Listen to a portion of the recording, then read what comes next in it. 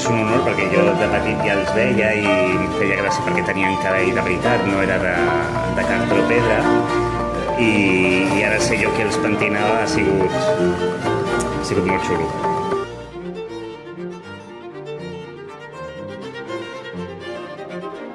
Home, jo crec que les dimensions, nosaltres estem acostumats a tractar perruques o caps de persona normal i clar, el tamany és considerable i bueno, ha sigut tot un repte.